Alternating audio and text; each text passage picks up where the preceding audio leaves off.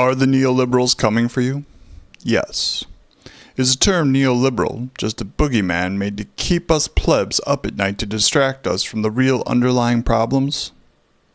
Also, yes.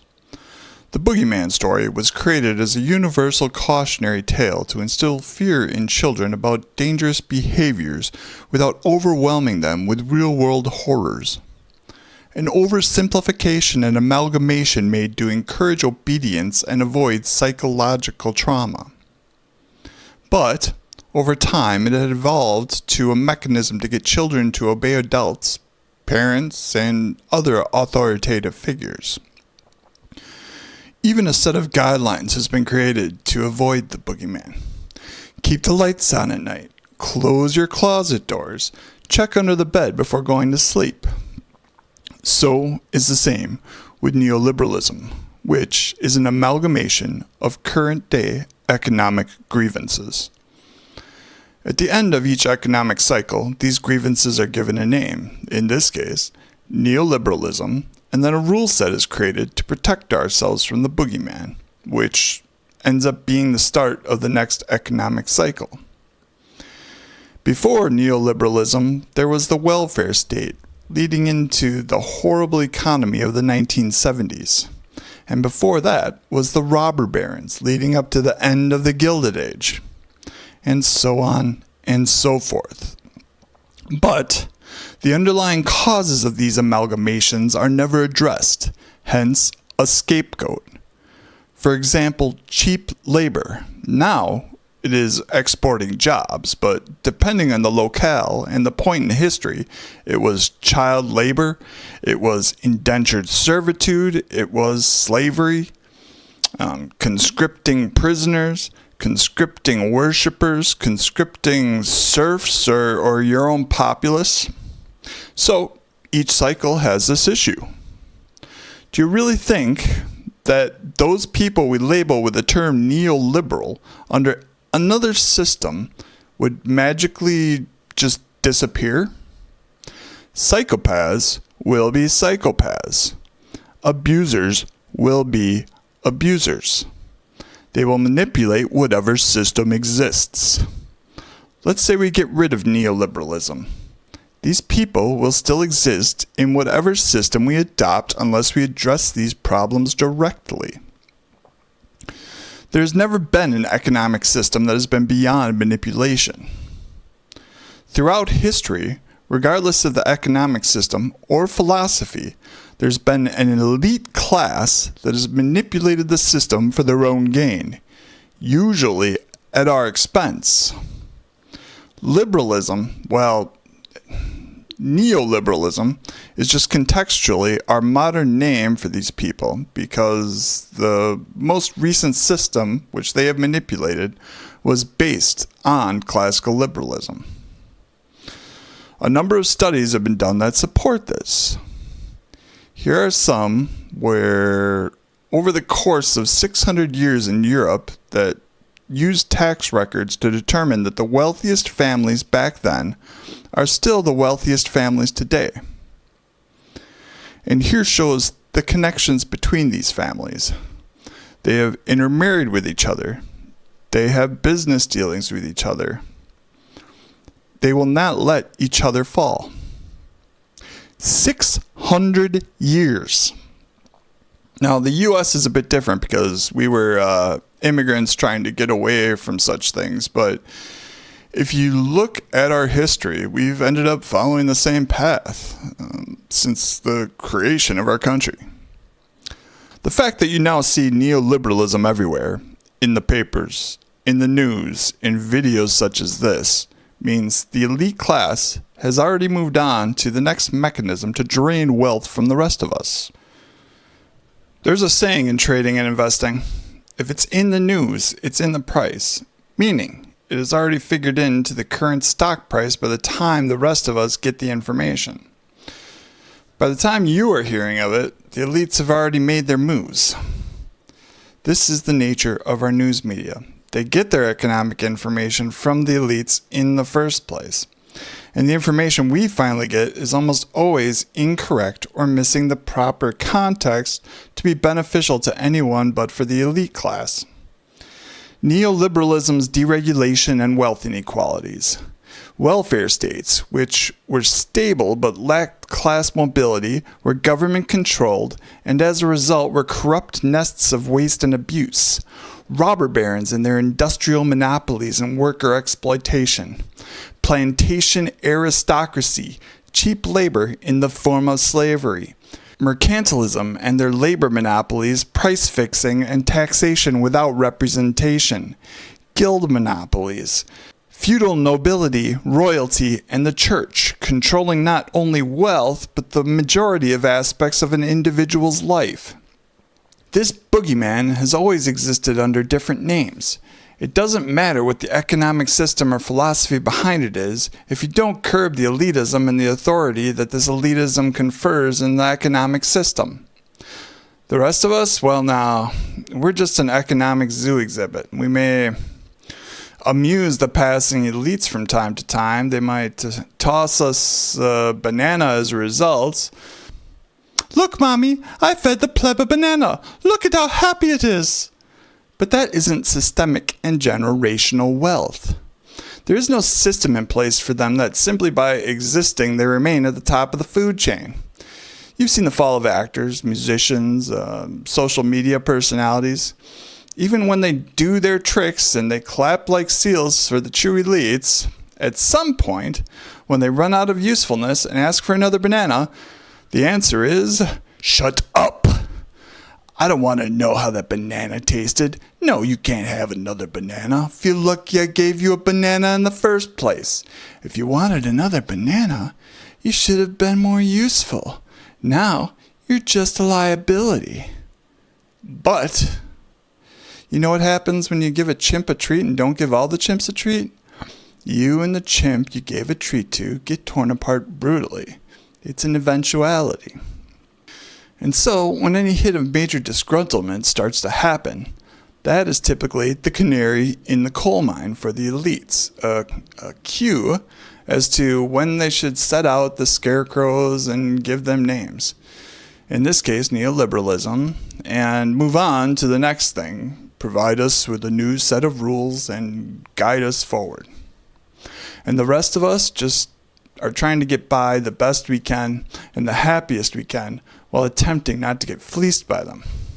Now, we attributed the rise of neoliberalism to Milton Friedman, but that wasn't its true origin, just who he gave credit to for its prominence. Neoliberalism was a term coined in 1938 by the German economist Alexander Rustow at the Colloque Walter Lippmann in Paris.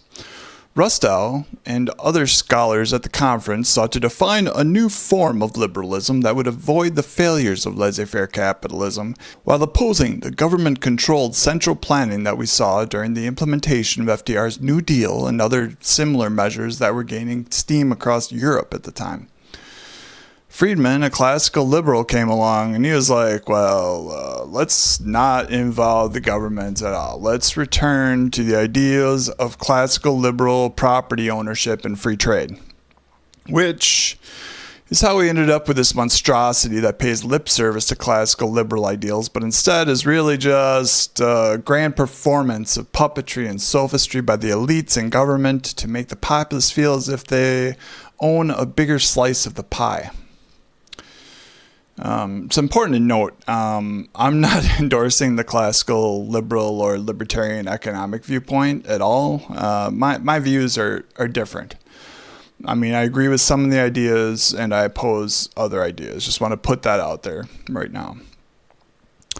I just think we should point out the problems in each and how they differ from one another and how they exacerbate one another. So I'll continue with that. Here is a list of Friedman's summarized concepts in the literature. 1962, Capitalism and Freedom. Companies exist to maximize profits as long as they follow laws and ethical norms.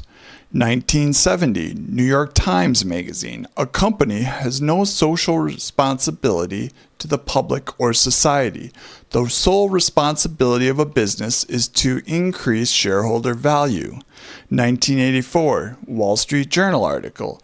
A company should do what its shareholders want, which is usually profit, but not necessarily. 2005, Reason interview. He changed his stance a bit here, emphasizing that businesses must also consider public perception and ethical expectations. So I ask you, if you have property and someone borrows that property, let's say you have a lawnmower, and a kid wants to borrow this lawnmower to mow lawns. The lawnmower is your property, and you may ask for a percentage from the kid. Okay, let's say 20%, 10%, less than that even. You own that property. Let's say it's a business, even though it's not. This is a very crude example. You own the property. It is yours. Okay. You are the shareholder of that property. The single shareholder. Okay. The kid is in charge of getting contracts or whatever, mowing people's lawns, deciding which lawn gets mowed, filling up the gas, the day-to-day operations of that lawnmower. He'd be a director and also an employee under that. That makes him a stakeholder. There'd also be a board, which is oversight of the directors, but that isn't included in this example, which would also be a stakeholder. Then you may decide what are the rights of the shareholder. Well, you may only want your property, the lawnmower, used in certain ways. May want it fueled, upkept. You may want certain lawns avoided due to, let's say, legal issues, etc. That is his right. And as the employee, you have the right, okay, you're going to take lunch breaks. You're not going to mow any dangerous lawns, etc., etc. Some stakeholder rights. Who else is a stakeholder? Well, the customer. You're going to mow their lawn. They don't want, they're involved with the day-to-day operations of the business and your property. So you don't want to mow over their bushes, for example, or the neighbor of your customer, who you may be violating noise violations. There may be HMO rules about lawn mowing, and that might bother your neighbor in one way or another. These are both also stakeholders. Okay. So now a group of concerned lady Karens from 3 states away decide, or they think that you should dispose of your grass clippings a certain way because it's better for the environment. Or a group of people decide that mowing lawns just isn't environmentally friendly, at all. Or perhaps you should only be using ethanol, gasoline, or a different gas mixture. And that could be harmful to your property in turn. Okay, the public, society, there is a bit of a difference there, right? The public, society. He isn't talking about stakeholders, the workers, the suppliers, customers, or those directly impacted by the business activities. He specifies in 1984 that what the shareholders want is not always profit. It is just usually profit. And when is the last time you've looked at your investment and thought, oh, it's okay, the value went down. This basket that I've invested in is supporting some ethical companies that treat their workers well. Usually doesn't happen very often if you're not a retail trader. You just care that the value of your fund increased in your 401k or through whatever investment company whose fund you use. I think when he discusses responsibility to the public and society at large, this often gets confused for stakeholders, or those actually involved with the operations or the results of the operations of the property. Classical liberalism. So, how was this idea perverted? In the beginning, the individual investor did not have a seat at the table. They weren't allowed on the trading floor because only registered brokers are allowed on the trading floor. Another of Friedman's lifelong ideas was that individuals should be able to trade freely just like companies and the elites. But at the time, there was no mechanism to do so. There was no Ameritrade, E-Trade, or Robinhood, or eToro, or whatever the heck you use. So enter the investment management company. Vanguard, BlackRock, hedge funds such as Citadel, among others. Now, through mutual funds and ETFs, the average everyday person had more access to the markets. But did these business magnates create these mechanisms out of the goodness of their own heart to better represent the masses? Doubtful. You see, if you own shares as an individual, you get to vote with those shares as a shareholder. But if you have an ETF, mutual fund, or 401k through these companies, they do the voting for you typically. In their defense, owning a basket of shares would be nearly impossible to do this for every single investor, for every single stock back then. But with modern day computing, this has been totally feasible, but they haven't had their motivation to do it. Why would they give up your share of their enormous powers and influence when they can just use it for their own means? They are also the ones that create the investment baskets. Let's say you have 20 energy stocks in a basket, but 2 of them are bad players and treat their employees horribly and perhaps have a worse impact on the environment. Is there another basket that doesn't include these companies? Typically not. And usually these baskets do really shitty. I mean, 15% of funds outperform the S&P, but usually only by like a couple percent, if that. The rest, you might as well throw darts at a dartboard or have a monkey make your picks for you. Literally. Index ETFs typically match the S&P, but this encourages everyone to trade them and typically leads to a bubble, which we've seen quite frequently in the past. Another consequence of this is that they then hold a disproportionate amount of power in our top companies and aren't really holding other companies, which should be done because the different sectors are very cyclical. You should protect yourself and in your investments. Not to mention other indirect perks they get from the companies they include in their baskets. So let's think about this. Investment management companies have a huge voting share and influence powered by the people in practically every major U.S. company. But they don't actually own anything in these funds. No actual ownership, but a ton of power.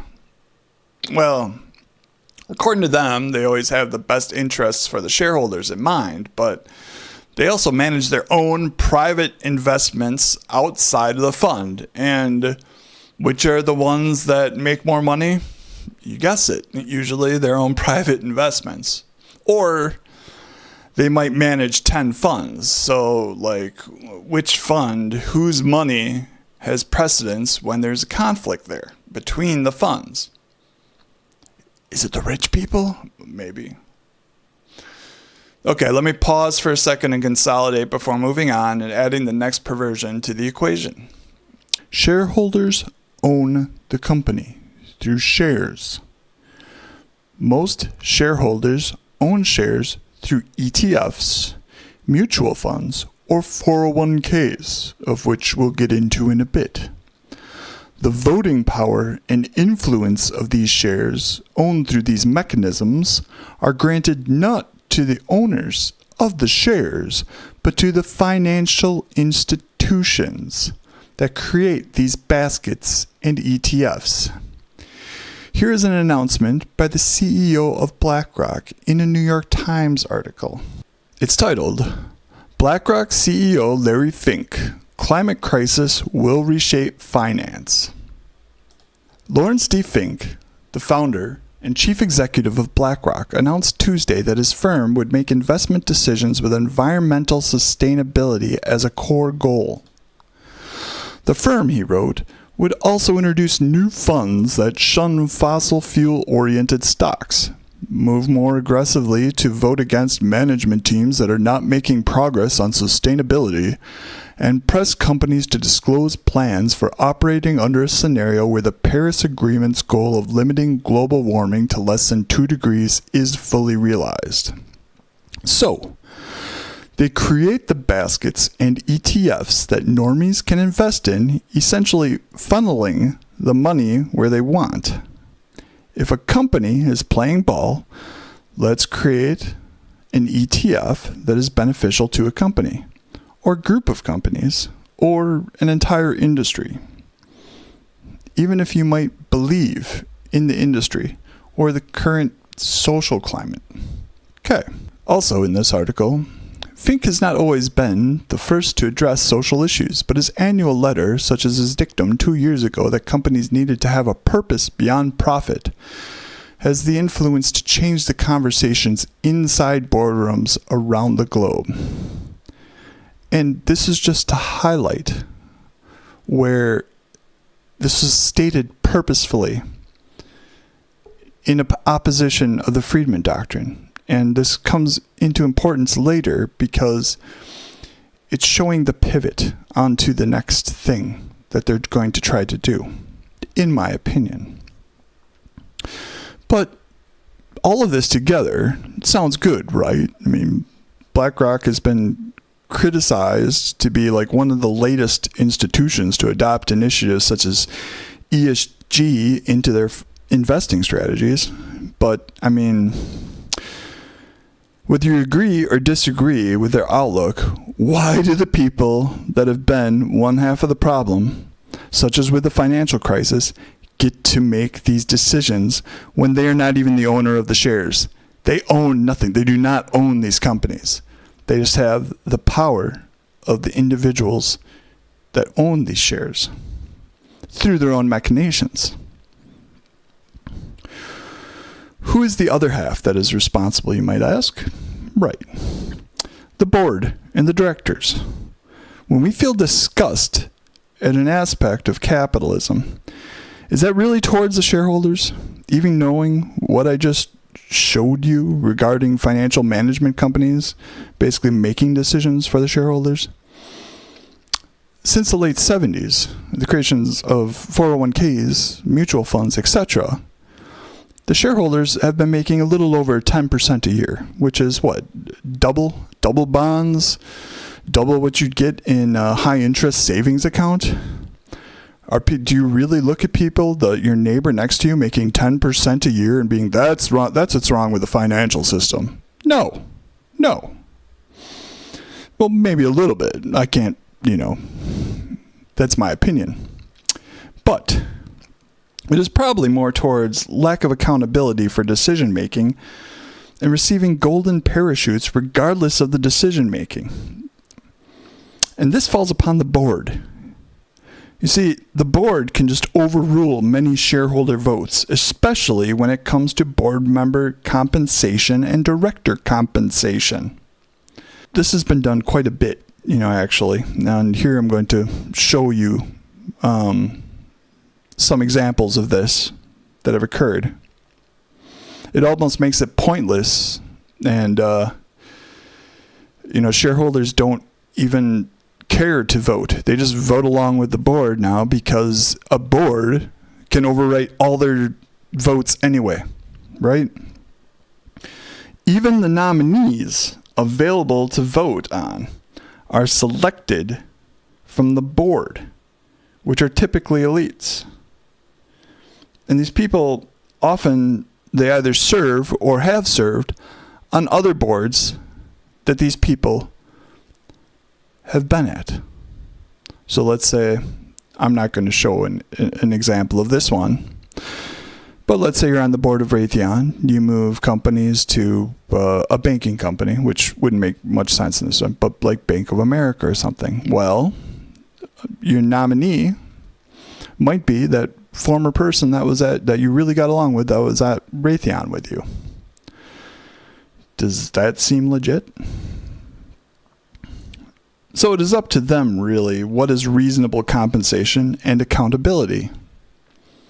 They vote. Well, they don't vote, we vote. They decide on what their own compensation should be, essentially.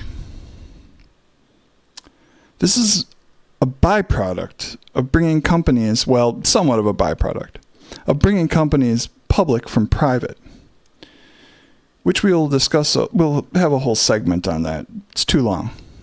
But this screws everybody over except for them, essentially.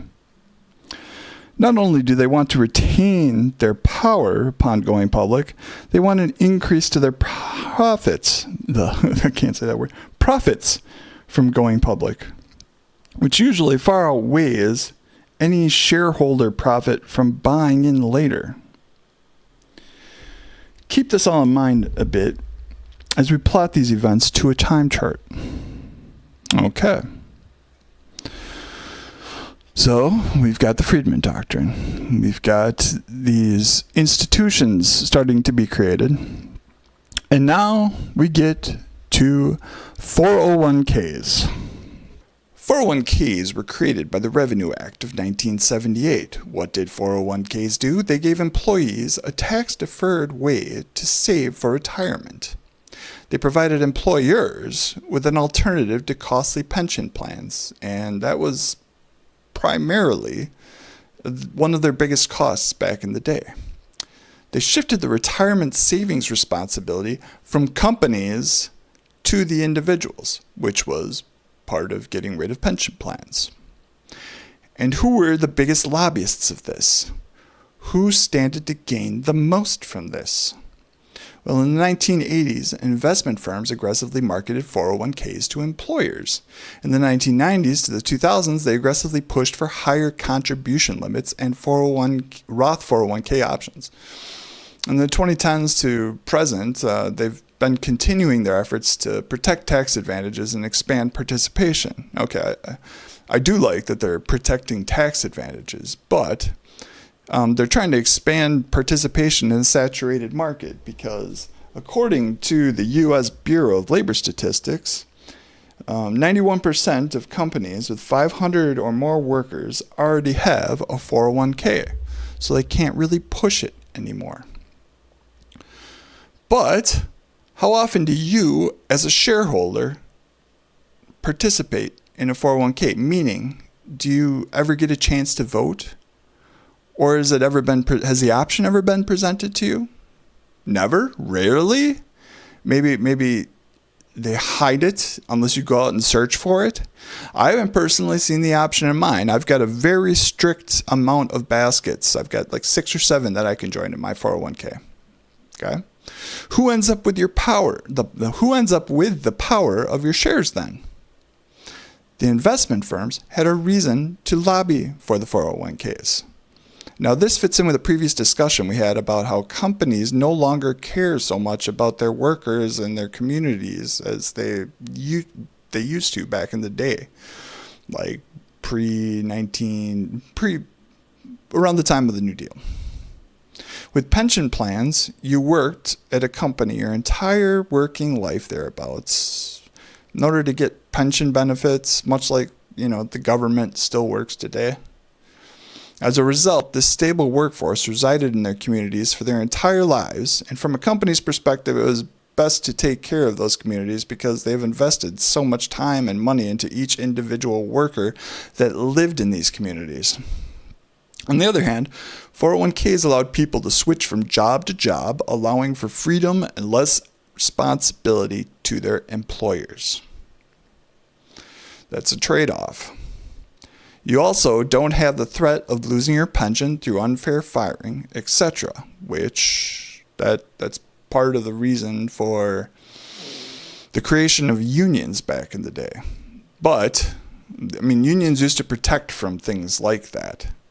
But many of those reasons, like this one, no longer exist because pensions don't really, they no longer exist. But that's a topic for another time anyway. So we're born into an environment where we have been raised from birth to spend money we don't have. It's all about your credit. It's not brainwashing. It's been forced upon us. You can't do anything without credit. And is that conducive to creating a society that saves enough in their 401ks and their savings account for retirement? No. Well, that's my opinion, but no. And now, during increasingly trying times, they tell us, well, 401ks, they were never made for retirement. They shouldn't be relied on for retirement. What if the market crashes and you took away our pensions? Should we have put it in a savings account and wait for inflation to make it worth 20% of its previous value when we retire? You know, I think the smart ones in this were people like Peter Schiff and his ilk. You know, people have always been pushing commodities like gold, silver, buy gold and silver because it would have been a good hedge against inflation. So maybe that's something to think about. But very few people have taken advantage of this, have gone out their own and bought these commodities. And many commodities can't be stored, like oil. You need regulations and other things. You need a facility to store that. You can't do it. Gold and silver has been the go-to for most people. The fact of the matter is that they replace the stability of employees and communities for the sake of their growth. And it does help growth because it leads to worker mobility. But is that good for the people or is it good for the companies? Keep this all in mind moving forward. We have the Friedman Doctrine, the role of boards and directors as primary drivers of initiatives, the existence of investment firms and their use of shareholder power, the increase in mutual funds and the creation of ETFs and 401ks, the latter for better or worse. Now, let's look at these terms on Google's Ngram viewer. Okay, mutual funds. Let's go case insensitive. Boom. Okay, as you'll see, mutual funds have always been used by the elites over time. They were only available to people that had a lot of wealth. You see them really increase in the 80s, and that'll be a recurring theme in the 80s throughout the 90s typically.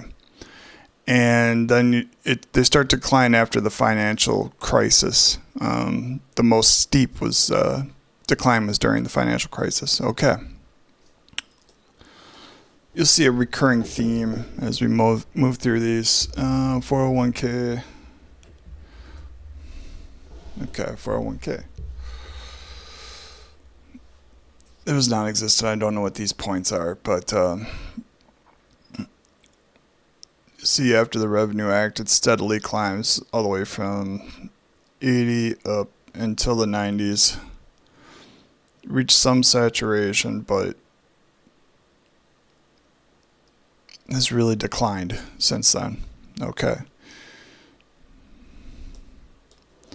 Now let's look up ETFs.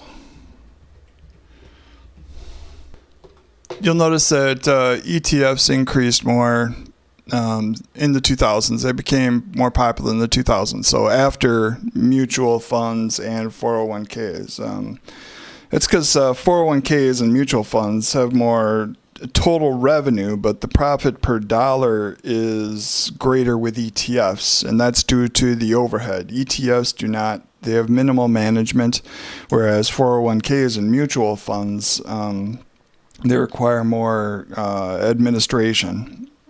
So I've been saying that neoliberal elites are already making their next move, but what do I mean by that? Well, I've shown you some of the ways they've made their money and obtained their power. The board power to basically answer to no one. The different instruments created by the investment management companies. There you go. Can anyone answer what their next move is with certainty? No. All I can do is share my opinion based on the information that is currently available. previous cycles has swung like a pendulum as to the amount of government involvement or control. Gilded Age, New Deal progressivism, neoliberalism. So, I would assume that the next cycle would have more direct government involvement. What about the company side of things? Well, what happened in the past is that instead of monopolizing commodities like robber barons, they then simply switched to monopolizing government contracts. The companies got by just fine. They work hard for their money. But what about the investment companies? What is their next stage outside of creating more ETFs? If we swing back to a more government-based model, we would assume that we would also go back to the more stakeholder-based model revolving around the board and directors, which leaves the investment management companies out in the cold a bit. If only there was some metric, some score that could be created to ensure that all our elitist interests are met. We could call it something like government social score, or social and governmental score. Oh, why don't we throw environment in there too? I'm digressing here. I'm not going to discuss ESG scores right now, and all the chicanery involved with them, and why they are being pushed with such intensity. In other words, I believe their desire is to further increase the corporate bureaucracy and incorporate the negative aspects of all our prior systems to maximize their profit. Once again, probably to our expense. But what do I know? Maybe over Christmas, the elite's hearts grew 3 sizes as they realized the true meaning of an equitable economy. Right. Anyway, what is important to point out is the problem the elites have encountered. The stimulus, if you were, of the pivoting, and to show this pivot.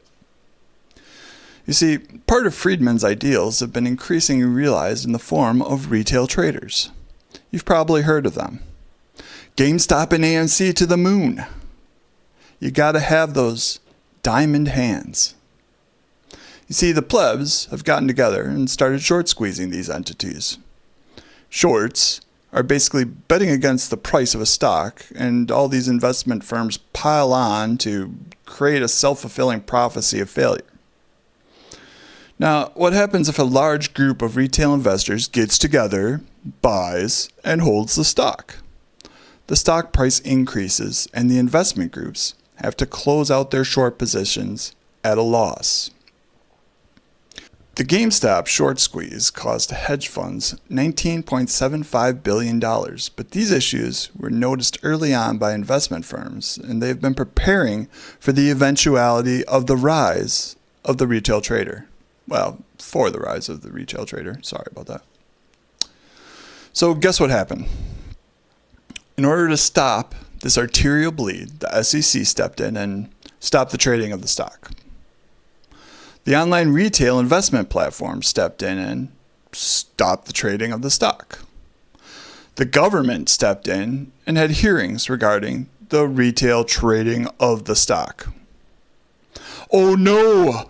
The poor elites! Who will think of the poor elites that are losing money?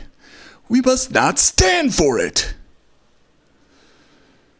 Why is it always the end of the world if the elites are losing money? And never business as usual when the plebs take back some of their money or are encouraged to invest that money themselves rather than having the possibility of losing it through one of these investment companies. No longer is their income stream guaranteed. In the long term, it's looking like it'll go down, actually. Their games are known. A way has been found to fight back. This is their first problem. Their second problem is that retail investors, more and more, are investing in ideas and companies they believe in. You're not supposed to do that. You're supposed to buy and sell the things they're buying and selling so that they can obtain more gains from market making. How is this done? Through an increase or decrease in stock price, just like it is with the shares they control in their funds. They are gradually losing ground as market makers, even if it is but a drop in a bucket. True shareholder equity and responsibility.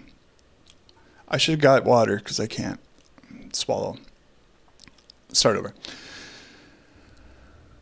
True shareholder equity and responsibility.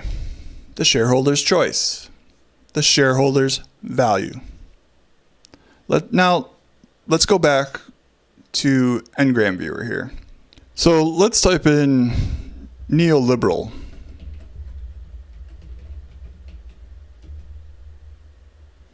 Okay. You'll see that to start to increase in the early 90s. Really from the 91 to 95 area. That's when the term really started to gain steam. And then the steepest increase is probably during the financial crisis, possibly later than that actually. Okay. Neoliberal. Notice that in the 70s up until the 80s, until the late 80s or early 90s, it wasn't really in the vernacular. Okay, let's type in shareholder.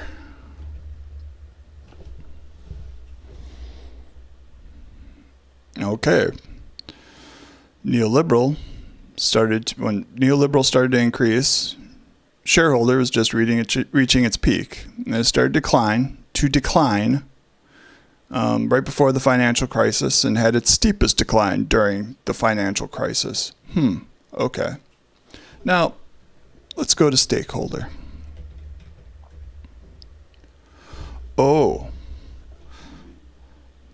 It's not one-to-one with neoliberal, but when did this start gaining steam? Oh, 92 to 95 area? 92 to 95 area. That's interesting. Now, E-Trade began online brokerage services to individual investors in 1992 and launched its website in 1996. The company quickly became a leader in the online brokerage industry. So let me look again. What happened here between 1992 and 1996 areas? Actually, I think they first announced it in 1991, but still close enough. I wonder if there's any tie-in there, huh? And you'll also notice that all of these retail trading platforms eventually sell off because they're trying to stem the flow. E-Trade was bought off. Who was it bought off by? E-Trade was acquired by Morgan Stanley in 2020. Okay. Ameritrade, I think it was during the pandemic. I don't know. I traded Ameritrade. And that was sold off to Schwab. All these companies are being sold off, at least the big ones. But they can't keep up with the amount of companies that have been created. Hence, the increase in this new idea of stakeholders. Well, it's revisiting the old idea of stakeholders over shareholders. Okay. And once again, you'll see this everywhere. In the news, in the media. It's being pushed everywhere. And now, just recently, I should say a couple years ago, all of these companies got together and were like, we need to follow the stakeholder model. That's what's good for our companies. Right. So, trust in the board and the directors and everybody else, but not the people. So, anyway, what is part of the next economic cycle? Shareholder capitalism. And one may ask, what is the stakeholder capitalism model? Well, you've seen it everywhere in recent years in the media. Shareholder bad, stakeholder good, neoliberal cause bad. In its purest form, it means that all the decisions of a company have to consider all the stakeholders of the company. And who are the stakeholders of the company again? The board, the director and employees, the customers, the surrounding community. Sounds great, right? Finally, we have a higher level of social responsibility and are returning to healthy communities. But, big but, and I cannot lie, guess who makes these decisions? Who makes these prioritizations between the groups of stakeholders and which are most important at any given time, especially when their interests collide? And also, who decides what is the right or wrong decision to make for each of these stakeholder interests? You got it. It's the board and the directors. But things aren't going to be the same as they were before, because now you've got the investment management companies on the same page with the board and directors. How? Through a scoring model. The board, a group of elites that most retail shareholders have essentially no choice about. Sure, we vote yes or no for a particular board member, but once again, the board has the power to overrule a shareholder vote, and they are the ones who select the nominees in the first place. And they all come from their inner circles and rotate between companies. After that, the next layer of decision making is the CEOs or director. So these same people who are already on multiple boards, never a conflict of interest there, and form the compensation committees to determine their own salaries and the directors' salaries, who have overruled even the management firm's desires when the compensation packages are even too much for their tastes. Those are the people we want to decide everything for us, to decide ethically for us, even though it is our property as shareholders, not theirs. Unless they're forced to have shares of the company or our shareholders the company themselves. That's a different matter. We'll discuss that some other time. The same people who have made all the decisions leading up to the previous financial crises. The same people who in a different financial cycle were labeled as the robber barons. The same people who time and again are shown to partake in corrupt, unethical, and sometimes illegal practices. In other words, one oligarchy is not enough. They desire to have an oligarchy within an oligarchy. Elite's gotta elite. If you think we're in a gilded age now, you haven't seen anything yet. You still have property, value which can be taken away from you. We aren't at the point quite yet where we're completely dependent on them. We're just mostly dependent at this point in time. They can still milk more out of us. You should just give in and let the elites worry about all of these complicated things for you. Ownership of property is just a hassle. Wouldn't you be more happy without it? Own nothing, and you will be happy. Enough of the discussion of shareholders and stakeholders. This is just one aspect of the perversion of classical liberal ideals into neoliberalism. There are many more, and we hope to cover those, and I hope you can start to see the machinations, the diabolical twists and turns the elites have made just to inch their wealth and their portfolios forward a bit. Next time I will rant about the classical liberal problem of worker and consumer safety and the perversion of free trade by the neoliberal elites. But for now, that is that. Be well, my friends, and God save us all. That is it.